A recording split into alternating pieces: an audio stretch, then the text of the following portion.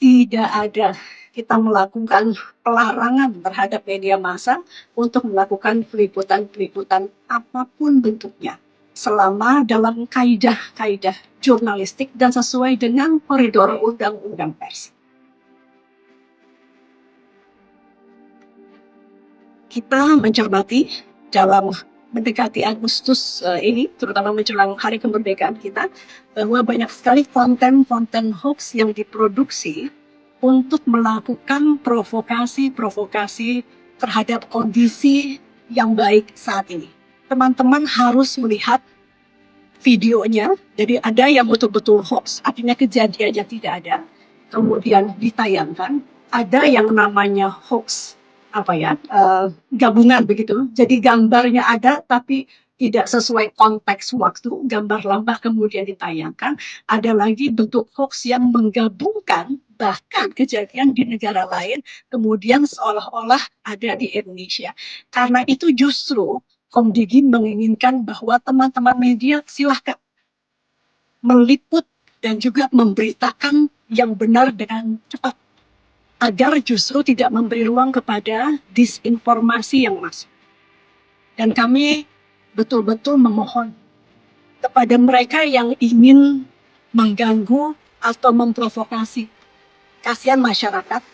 Jadi selama sekali lagi informasinya benar, silakan.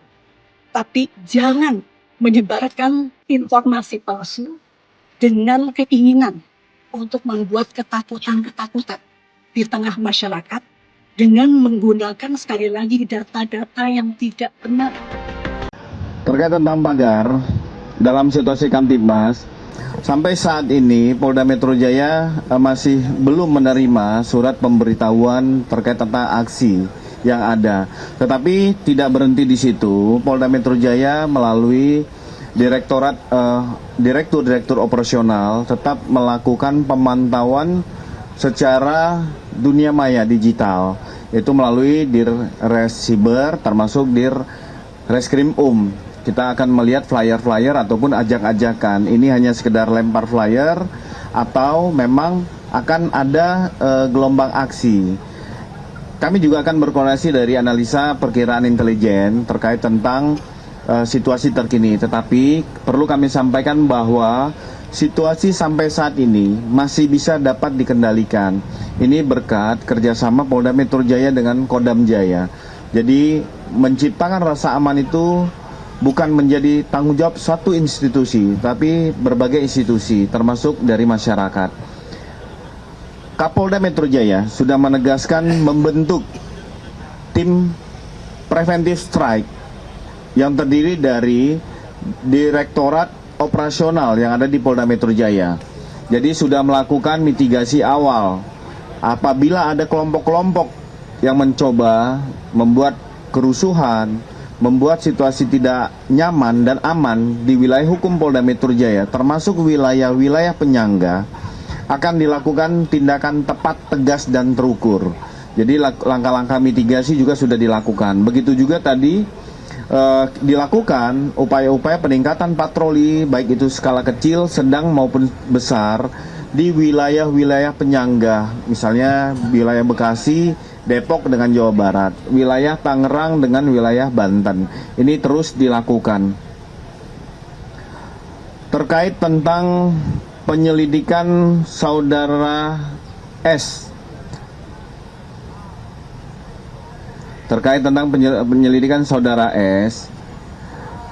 Polda Metro Jaya mengetahui itu dari informasi yang beredar di media TV, media online, dan media sosial.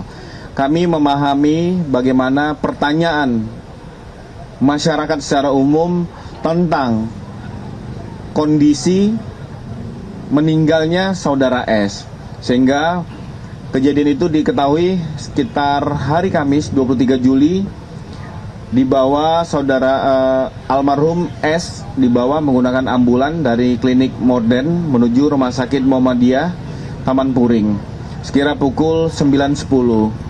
Adapun beberapa rangkaian penyelidikan yang saat ini masih ataupun sedang dilakukan sampai dengan jenazah itu dikirim ke suatu wilayah di Jawa Tengah. Mulai hari Senin 27 Juli, penyelidik gabungan dari tim Ditreskrim dan Polres Metro Jakarta Selatan bersama Puslapor Barreskrim Polri melakukan olah tempat kejadian peristiwa, olah TKP. Juga melakukan pemeriksaan kepada beberapa orang saksi, mengambil beberapa barang bukti, mengolah untuk diolah barang bukti, dan dilakukan pendalaman. Ada 5 orang saksi yang sudah dimintai keterangan, yaitu Saudara AZ, pengemudi ambulan yang membawa jenazah menuju Banyumas. Yang kedua adalah MOP, pengemudi ambulan tujuan Banyumas, yang ini serta seorang bernama M di Rumah Sakit Muhammadiyah membantu memindahkan jenazah untuk di ruang pemandian menuju ambulan. Saudara MZ serta S ini merupakan manajer tentang pemilik ambulan yang mengantar jenazah ke Banyumas. Saudara MA, pihak yang mengenal almarhum dan melihat saksi terakhir kali, yaitu Rabu 22 Juli 2026 sekira pukul 20.00 di depan klinik modern. AAS, pengemudi ambulan, serta saat ini penyelidik juga akan melakukan undangan klarifikasi kepada dokter yang memeriksa kondisi dan yang menyatakan bahwa Saudara S, almarhum S, sudah meninggal dunia. Jadi saat ini masih dilakukan serangkaian penyelidikan. Kami akan sampaikan kepada rekan-rekan sekalian. Kami pada dasarnya Polda Metro Jaya menyampaikan rasa belasungkawa atas peristiwa yang terjadi. Semoga keluarga Bapak almarhum S dapat sabar dan menerima kekuatan. Itu ya, terjawab. Selanjutnya tentang rilis buzzer dan ijazah palsu, kami silakan Pak Direktur. Baik, rekan-rekan sekalian, tadi yang pertama yang dipertanyakan perkembangan sehubungan dengan penyidikan buzzer yang dibayar. Kami masih terus melakukan upaya pengembangan maupun tracing terhadap akun-akun yang sifatnya provokatif, kemudian akun-akun yang sifatnya menyerang kehormatan. Namun tadi sesuai dengan pertanyaan, karena isi pertanyaannya adalah substansi daripada proses penyidikan, kami tidak bisa sampaikan di sini.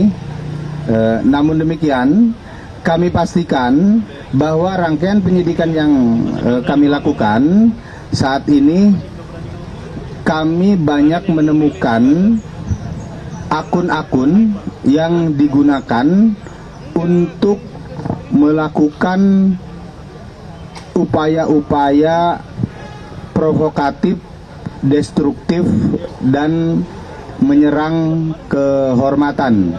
Yang itu tentunya menjadi satu peristiwa pidana, dan kami akan lakukan penegakan hukum dalam rangka memberikan rasa aman dan nyaman bagi seluruh masyarakat.